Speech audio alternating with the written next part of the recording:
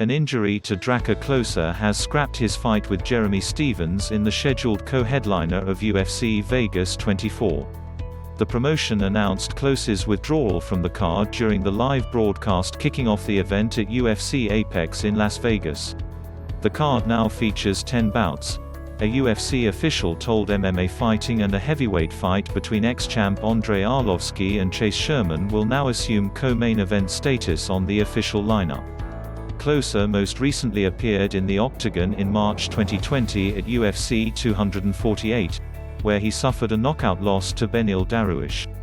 Stephens was set to return to the lightweight division after a 7-year stint as a featherweight. The two got heated at the event's official weigh-ins, with officials stepping in to separate them after a shove from Stephens. UFC Vegas 24 is headlined by a middleweight matchup between ex-champ Robert Whittaker and one-time interim title challenger Kelvin Gastelum. Update: Klose took to Twitter to release a statement on the injury, saying that he felt his hand go numb and his neck tighten up after Stephens pushed him. ESPN was first to report that Klose's injury was related to Friday's exchange.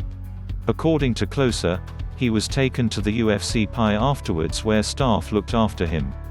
However, the next morning he woke up with a migraine and nausea. After taking medicine and resting, he later vomited and was then told by a UFC doctor to go to the hospital. See Klose's full statement below.